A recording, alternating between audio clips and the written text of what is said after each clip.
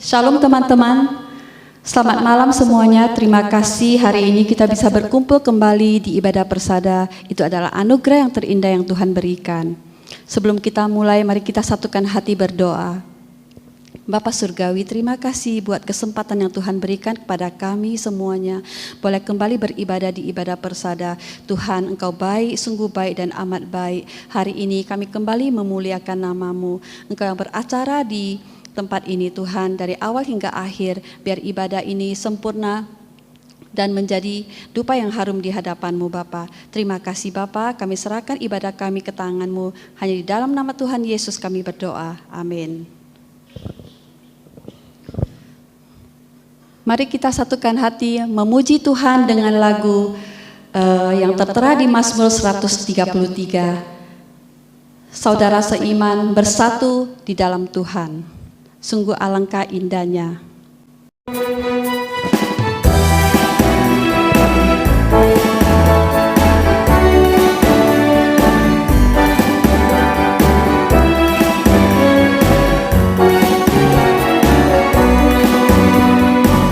Oh betapa indahnya dan betapa eloknya bila saudara seiman hidup dalam kesatuan. Oh betapa indahnya dan betapa eloknya bila saudara seiman hidup dalam kesatuan. Urapan di kepala harum yang berjanggut dan jubahnya turun seperti embun yang dari Hermon mengalir ke bukit Sion. Di sana telah diberitakan Tuhan agar berkat-berkat dicurahkan kehidupan untuk selamanya. Oh betapa indahnya.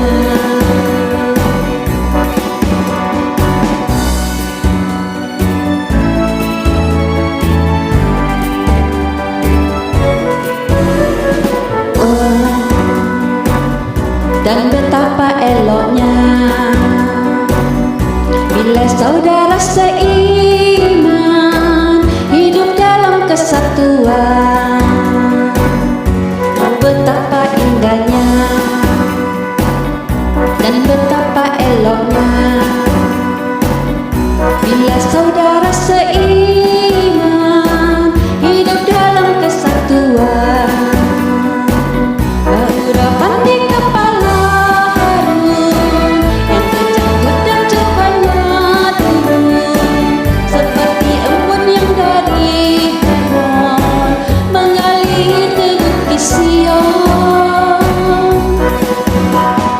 Dan Tuhan agar berkat-berkat dicurahkan kehidupan untuk selamanya. Oh betapa indahnya.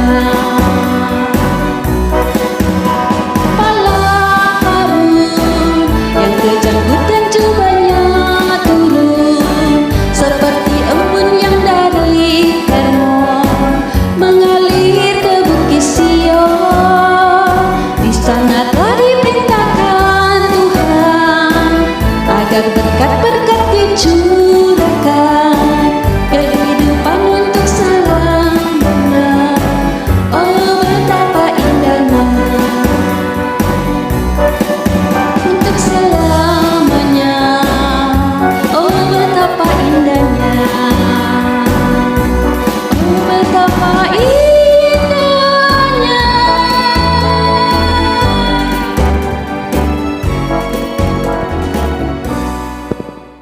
Haleluya. Tuhan telah memenangkan kita. Tuhan Yesus menang di dalam peperangan ini. Kita juga ikut menang, mengalahkan setan. Dalam nama Yesus kita semua jadi pemenang. Haleluya.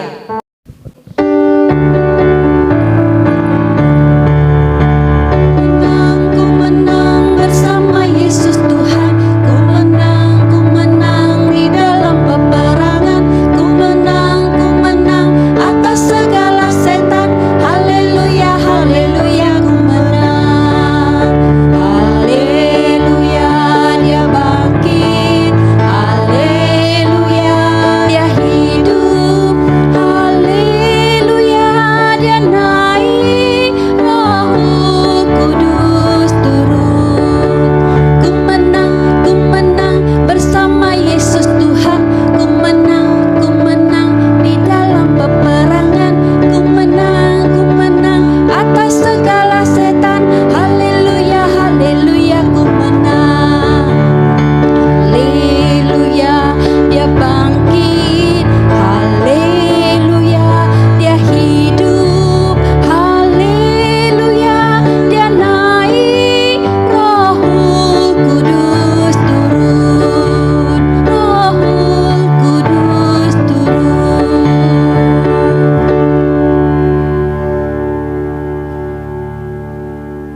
mari kita siapkan hati untuk mendengarkan firman yang akan dibawakan oleh Pendeta Setiawan. Shalom, sahabat-sahabat saya yang ada di Persada Kingmi Medan. Apa kabar? Saya percaya dan selalu berdoa dengan satu harapan, saudara-saudaraku sekalian tetap di dalam sukacita, semangat, dan penuh pengharapan karena Tuhan yang selalu memberkati kita semua. Sebelum kita akan membaca merenungkan firman Tuhan, mari kita semua berdoa. Tuhan di surga, kami bersyukur kalau pada kesempatan ini dapat kembali bersama belajar untuk merenungkan firman Tuhan. Tanamkan di hati kami nyanyian sukacita yang memberikan semangat bagi kami ketika kami boleh mempersiapkan diri sebelum kami merayakan hari Natal di tahun ini. Tuhan memberkati hamba-Mu yang berbicara dan kami semua yang mendengar. Biarlah semuanya bagi kemuliaan nama Tuhan. Diberkati di dalam nama Tuhan kami Yesus Kristus. Amin. Saudaraku yang dikasihi Tuhan, kita sudah melewati minggu Advent yang kedua. Dan kita akan bersama merenungkan salah satu bagian firman Tuhan dengan satu tema yang saya berikan untuk kita sekalian. Nyanyian sukacita. Nyanyian sukacita. Saya akan bacakan dari Injil Lukas pasal 1 ayat 46 dan 47 yang saya bacakan dalam bahasa Indonesia masa kini, BIMK, bahasa Indonesia masa kini. Kita akan perhatikan firman Tuhan yang berkata demikian. Maria berkata, hatiku memuji Tuhan dan jiwaku bersukaria karena Allah penyelamatku. Saudaraku yang dikasihi Tuhan, setiap orang mempersiapkan hari Natal dengan sukacita. Sekalipun kita masih di era pandemi COVID-19 yang belum berakhir ini, tetapi tidak mengurangi semangat kita.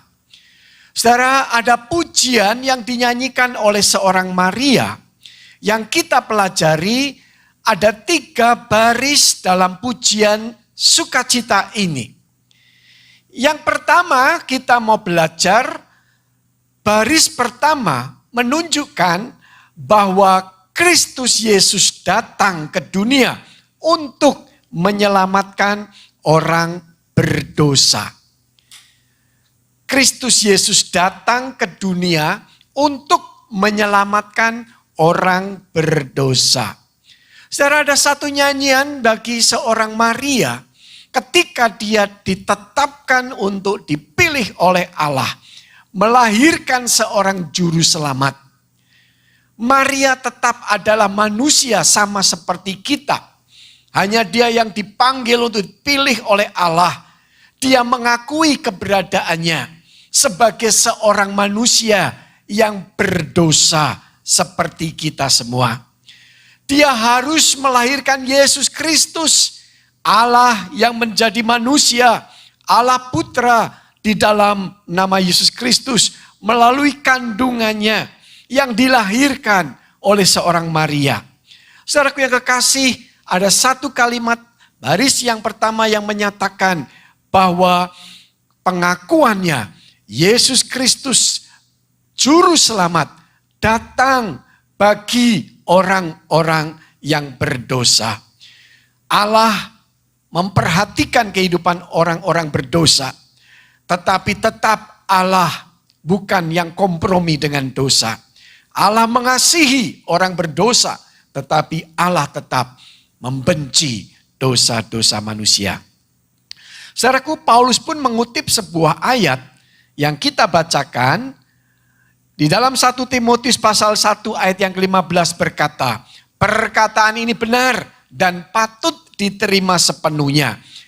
Kristus Yesus datang ke dunia untuk menyelamatkan orang berdosa.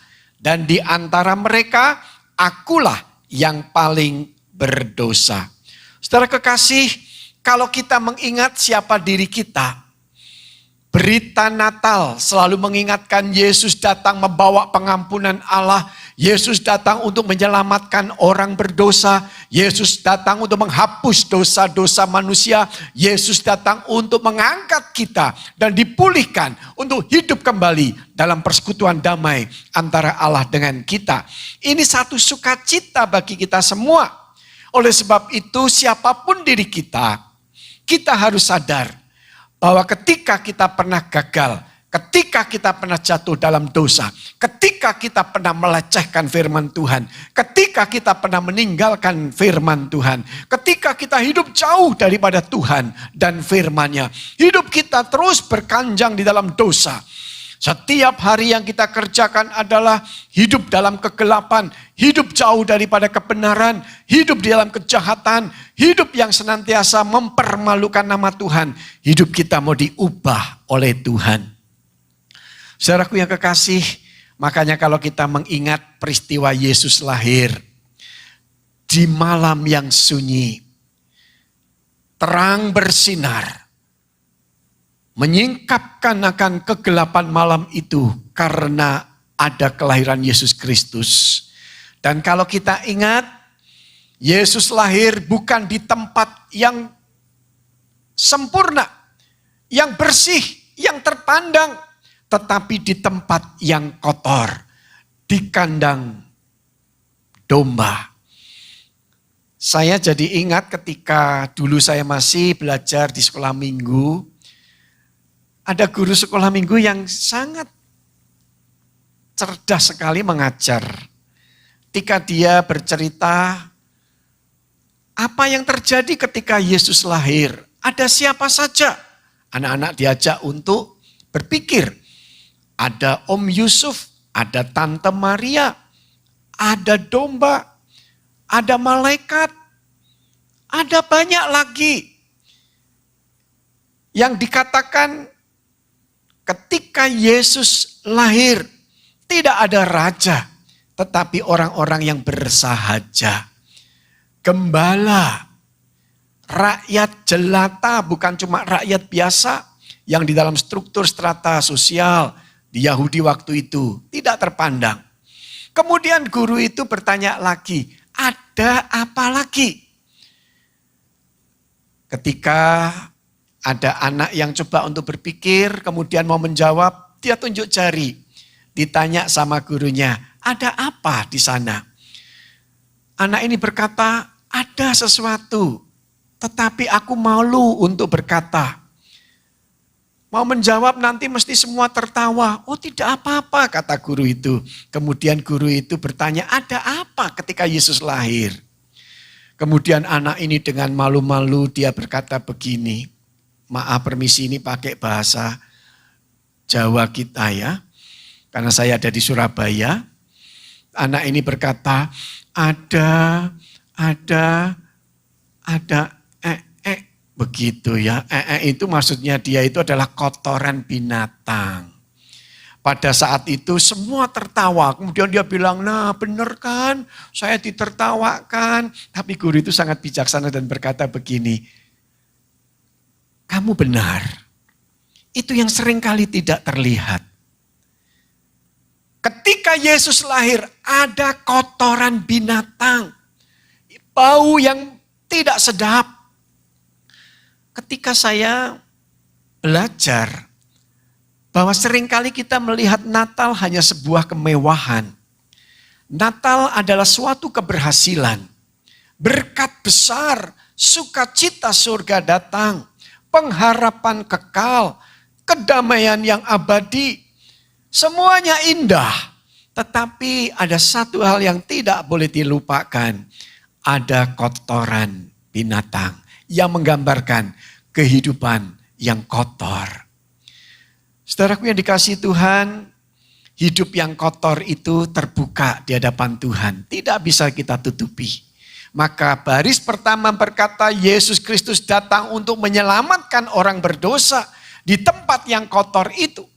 Kita tidak memberikan hati kita sekarang sebagai tempat yang kotor. Tetapi yang kotor itu sudah mengalami akan karya kasih karunia penyelamatan. Sehingga di hati kita yang kotor itu, Yesus sudah datang, Yesus sudah lahir dan memberikan keselamatannya, memberikan sukacitanya, pengharapannya. Bahwa kita yang pernah gagal, kita harus sekarang ini mawas diri. Paulus menyebut di dalam uraian firman Tuhan ada 11 hal yang seringkali kita lupakan. Dalam 1 Korintus pasal 6 ayat yang 9 berkata, 1 Korintus 6 ayat 9, atau tidak tahukah kamu bahwa orang-orang yang tidak adil tidak akan mendapat bagian dalam kerajaan Allah. Janganlah sesat, coba catat, orang cabul, penyembah berhala, orang berzina, banci, orang pemburit, pencuri, orang kikir, pemabuk, pemfitnah, dan penipu tidak akan mendapat bagian dalam kerajaan Allah. Tempat yang kotor, hidup manusia lama kita yang sudah dijamah, yang sudah mengalami akan suasana Natal, berita Natal, keselamatan yang kita alami. Jangan kembali kepada manusia lama di tempat yang kotor ini. Karena kita tidak akan mendapat bagian dalam kerajaan Allah. Saudaraku yang dikasihi Tuhan, kembali kepada Tuhan. Kalau hidup kita hari ini masih berkanjang dalam dosa. Baris pertama dari nyanyian ini berkata, Yesus datang, Yesus Kristus datang untuk menyelamatkan orang berdosa. Dia tidak cari orang benar, tetapi aku datang bukan mencari orang yang benar, tetapi orang yang berdosa. Saya dan saudara, itu yang dicari oleh Tuhan. Kemudian baris yang kedua kita mau pelajari. Baris kedua itu menyatakan bahwa Allah mengajak umatnya bermazmur.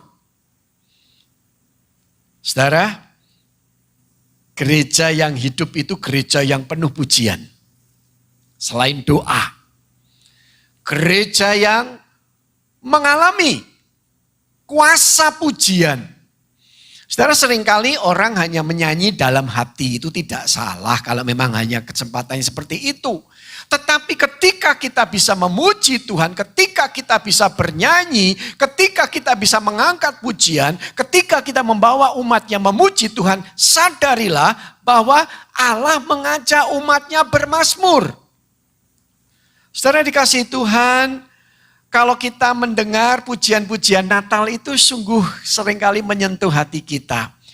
Sekali setahun ataukah beberapa kali karena kita ikut perayaan Natal berulang-ulang, saudaraku, selalu lagu Malam Kudus, sunyi senyap, selalu menyentuh hati kita. Atau ketika kita menyanyi Oh Holy Night atau pujian-pujian Natal, saudaraku, semua itu indah. Kenapa? Karena ketika kita menyanyikan dengan hati yang terbuka, ketika kita memuji Tuhan dengan semangat, ketika kita meresponi kasih Allah kepada kita yang tidak berkesudahan. Bukan kita yang cari Allah, bukan kita yang pilih Allah, tetapi Allah yang cari kita, Allah yang pilih kita, sehingga memberikan satu sukacita yang luar biasa di dalam diri kita. Saudara, ada satu pujian, Joy to the World, ya, seorang Isaac Watts yang akan menulis lagu ini dari Mazmur 98 ayat 1 sampai 9 di tahun 1719, saudaraku, menjadi nyanyian yang dipakai oleh gereja Protestan dari buku Kidung Jemaat nomornya yang ke-119. Di situ dituliskan judulnya adalah Hai dunia gembiralah, hai dunia gembiralah dan sambut rajamu, di hatimu terimalah bersama bersyukur, bersama-sama bersyukur. Lagunya kita ingat? Joy to the world. Nah, kalau di Indonesia kan, hai dunia gembiralah dan sambut rajamu. Saudaraku, apa yang menarik dari lagu ini? Ketika kita yang membaca dari Mazmur 98, saudaraku, di sana dituliskan 9 ayat. Saya tertarik dengan notasi daripada lagu ini, saudaraku. Jadi ketika kita lihat, bagi kita yang suka bernyanyi mungkin kita ngerti saudaraku. Notasinya dikatakan begini, dituliskan begini. Do, si, la, sol, fa, mi, re, do. Sol, la, si, do. Do, si, la, sol, fa, mi. Saudaraku lihat. Ketika kita mendengar lagu ini dituliskan begitu indah. Nadanya dituliskan begitu menyatakan bagaimana Allah dari tempat maha mulia, maha tinggi turun di tengah dunia. Do, si, la, sol, fa, mi, re, do. Kemudian di tengah dunia yang bergejolak. Sol, la, si, do, do, si, la, sol, fa, mi. Saudaraku, nada itu benar-benar menggambarkan kehidupan orang naik turun. Tetapi ketika seorang bersyukur kepada Tuhan, mempermuliakan nama Tuhan, bermazmur bagi Tuhan, ada sukacita kekal, ada satu kebahagiaan yang sejati. Bukan hanya kesenangan duniawi. Maka saudaraku permisi, orang yang tidak pernah nyanyi di gereja atau di rumah, ada puji-pujian yang dinyanyikan secara khusus melalui persekutuan di dalam doa pribadi kepada Tuhan, rohaninya juga kering. Kita diajak bermazmur sebagai umat Tuhan. Di surga kelak kita tidak terima firman yang disampaikan hamba-hambanya karena semuanya sudah sempurna dalam kemuliaan. Tetapi hidup yang memuji, yang bermazmur bagi Tuhan. Ada pujian, kemuliaan bagi Tuhan. Oleh sebab itu belajar dari sekarang. Nyanyi, belajar memuji Tuhan. Saya paling suka dengan istilah pemuji, bukan penyanyi rohani. Kalau penyanyi rohani itu saudaraku cuma nyanyinya di mulut, belum tentu dari dalam hatinya. Hanya untuk komersial. Saudaraku bukan untuk kemuliaan nama Tuhan, tapi untuk kepentingan pribadinya. Tetapi orang yang menjadi pemuji dari mulut yang dia ucapkan kata pujian yang kekal, yang sejati. Saya kadang-kadang prihatin gereja sekarang ini lebih suka undang penyanyi-penyanyi yang bisa menyanyi di depan jemaat. Kemudian bersaksi pertobatannya, tetapi permisi belum tentu hatinya sudah tersentuh oleh karena kasih karunia Allah. Yang bertobat sungguh-sungguh, sekarang bersaksi, sekarang memuji Tuhan. Suaranya bagus karena memang dia artis, suaranya bagus. Tetapi ketika kemudian kembali lagi kepada kehidupan lama, bahkan tidak jarang menjadi orang yang melecehkan Tuhan dan firman-Nya dengan kalimat-kalimat berikutnya. Saudaraku, yang kedua, Allah mengajak kita untuk bermazmur. Dan yang ketiga, baris yang ketiga itu dikatakan bersukacitalah hari ini. Bersukacitalah hari ini. Saudaraku yang kekasih, saya kutip juga di dalam Injil Yohanes 15 ayat 11. Ketika firman Tuhan berkata, semuanya itu kukatakan kepadamu, kata Tuhan. Supaya sukacitaku ada di dalam kamu dan sukacitamu menjadi penuh. Saudara. Saudaraku yang kekasih, persoalan apapun dapat kita hadapi, saudara. Bila kita tetap tenang. Sebab dengan tetap tenang maka kita dapat berdoa dan memperoleh hikmat-Nya. Jagalah agar iman tetap konsisten dan percaya kepada Tuhan. Saudara, tidak mudah hari ini bersukacita. Bagaimana kita mau bersukacita sementara hari ini kesehatan kita mungkin sedang terganggu. Bahkan karena pandemi COVID ini sudah merenggut akan nyawa daripada teman-teman atau sahabat kekasih kita. Orang-orang yang kita cintai. Saudaraku, tidak hanya itu, tetapi ketika orang berkata secara nilai ekonomi sudah begitu merosot, bahkan membuat sebagian orang sudah jatuh. Saudaraku, kesulitan luar biasa. Tetapi baris ketiga berkata, bersukacitalah hari ini. Sukacita yang utama dalam kehidupan kita karena berita kelahiran Yesus yang akan dirayakan pada hari Natal nanti akan terus diperdengarkan. Ketika kita mengingat ada nyanyian yang dikatakan oleh seorang Maria, Ibu Yesus, yang memberikan satu nilai keteladanan di tengah panggilannya, di tengah keadaannya, di tengah kebersahajaan dia tetap melihat sukacita itu bukan karena hal yang namanya materi sebagai ukuran, tetapi hal yang bukan juga duniawi yang sebagai ukuran, tetapi ketika berita keselamatan hari ini telah lahir bagimu juru selamat, itu yang tak terhingga. Manusia yang hina seperti kita diselamatkan oleh Allah.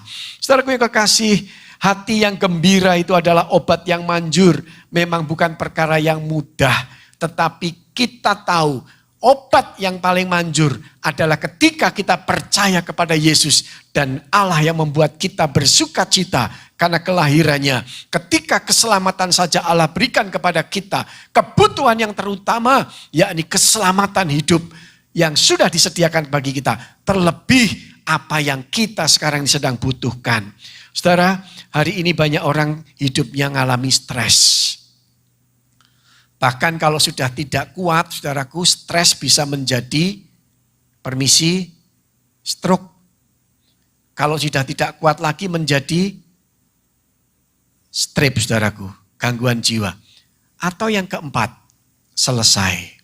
4S ini harus dijaga. Jangan sampai terlalu lama. Manusia siapa yang tidak pernah stres? Setiap orang bisa mengalami. Tapi berita sukacita itu diberikan kepada kita. Ada nyanyian sukacita. Ada berkat rohani di dalam Tuhan. Ketika kita percaya. Saudaraku, kalau kita lihat bunga mawar memberikan sebuah inspirasi. Daripada mengeluhkan duri-duri pada tangkai bunga mawar. Bersyukurlah untuk mawar di antara duri-duri itu. Saya ulang, bagus saudaraku ya. Memberi inspirasi. Daripada mengeluhkan duri-duri pada tangkai bunga mawar. Bersyukurlah untuk mawar di antara duri-duri itu. Saudaraku, hal ini memberikan satu nilai seorang penulis lagu yang banyak dipakai di gereja-gereja reform seperti kita.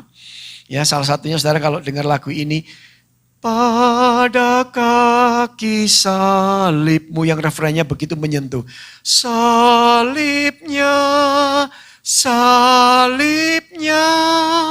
Saudaraku, siapa penulis lagu itu? Seorang yang buta sejak umur 9 tahun. Namanya Fanny Jane Crosby. Saudaraku, dia sempat berkata begini ketika dia umur 99 tahun. Saudara, ketika 9 tahun dia salah obat ketika sakit mata dan akhirnya malah membuat kebutaan dari penglihatannya, saudaraku. Tapi ketika itu dia bisa menemukan sebuah sukacita dalam Tuhan. Sampai-sampai dia berkata dia orang yang paling bahagia. Dia berkata, saya kutip kalimatnya begini. Jika ada orang di dunia ini yang lebih bahagia daripada saya, bawalah orang itu kemari. Supaya saya bisa menyalaminya. Saudara, di tengah kebutaan, dia tidak bisa lihat lain kecuali hati nuraninya yang mata rohaninya terbuka. Dia lihat keagungan Tuhan di tengah kondisi yang dia alami. Saudaraku, di sini kita harus siap untuk tetap kuat di dalam Tuhan. Hati-hati, ada pencuri sukacita. Awas, pencuri sukacita ada di sekitar Anda. 3 pencuri sukacita itu. Pertama, kekhawatiran. Kedua, tekanan batin. Ketiga, ketakutan. Oleh sebab itu saudaraku, ingat permasalahan yang kita alami tidak lebih tinggi daripada Tuhan. Tetaplah setia dalam pengharapan dan Tuhan pasti memberikan jawaban saudaraku. Karena melalui krisis yang bahkan bisa memuncak menjadi kritis, Tuhan dapat menyatakan pertolongannya secara ajaib dan kreatif. Tetaplah berpikir, keselamatan saja Tuhan berikan kepada kita. Terlebih segala yang kita butuhkan hari ini. Tuhan sedang bekerja dan Tuhan sudah menjawab dan akan tetap menjawab doaku dan doamu. Tetaplah setia, nyanyian sukacita kita nyanyikan di hadapan Tuhan dan bagi kemuliaan nama Tuhan. Tuhan memberkati kita sekalian dan terima kasih untuk kesempatan saya bisa menyampaikan melalui firman Tuhan ini kepada Muse Iwan Purnomo maupun juga pengurus Persada Kingmi Medan. Biarlah Tuhan memberkati apa yang bisa saya sampaikan menjadi berkat bagi kita sekalian. Salam sukacita, salam Natal pada saatnya kita merayakan dan juga salam dari jemaat Tuhan yang ada di GKBJ Surabaya. Tuhan memberkati kita sekalian. Mari kita berdoa. Ya Tuhan, kami bersyukur ada nyanyian sukacita yang boleh kami pelajari. Engkau datang untuk menyelamatkan kami dan Engkau mengajak kami umat-Mu bermazmur dan Engkau memberikan sukacita untuk membawa kami bersukacita hari ini. Tuhan, berkati kami yang sudah mendengar firman-Mu. Hamba-Mu yang menyampaikannya diberkati juga oleh Tuhan. Teman-teman kami yang ada di Persada Kingmi Medan ini, biarlah satu persatu, keluarga demi rumah tangga, mereka diberkati oleh Tuhan. Natal ini menjadi momen yang sangat istimewa bagi kami. Mengalami pemulihan, pembaruan hidup, kesukacitaan yang sejati, dan kebahagiaan hidup yang abadi. Bersama dengan Tuhan, diberkati pengurus, diberkati juga Muse Iwan Purnomo, dan Semu Lydia dan keluarganya. Semuanya yang melayani majelis gereja dan para hamba Tuhan, semuanya diberkati oleh Tuhan. Terima kasih Tuhan, kami bersyukur berdoa di dalam nama Tuhan kami Yesus Kristus. Terpujilah nama Tuhan. Amin. Terima kasih kepada Bapak Pendeta Setiawan yang sudah menyampaikan firman pada hari ini. Mari kita siapkan hati untuk memberikan persembahan yang terbaik bagi Tuhan.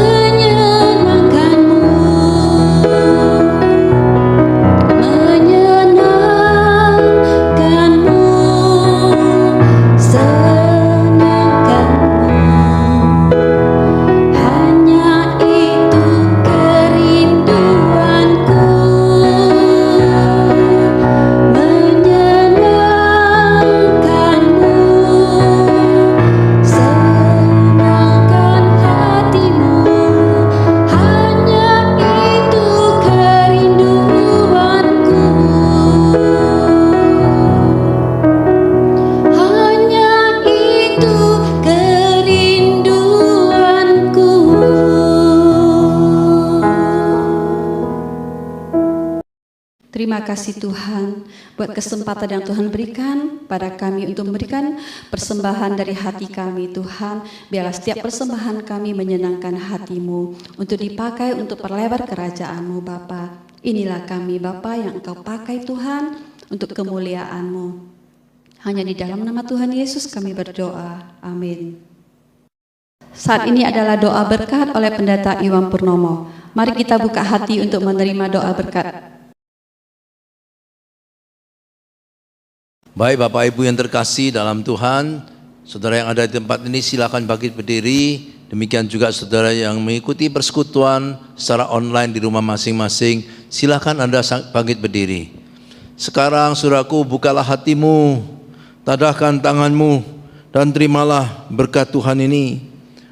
Tuhan memberkati engkau dan melindungi engkau. Tuhan menyinari engkau dengan wajah-Nya dan memberi engkau kasih karunia. Tuhan menghadapkan wajah-Nya kepadamu dan memberi engkau damai sejahtera, mulai sekarang sampai selama-lamanya. Amin.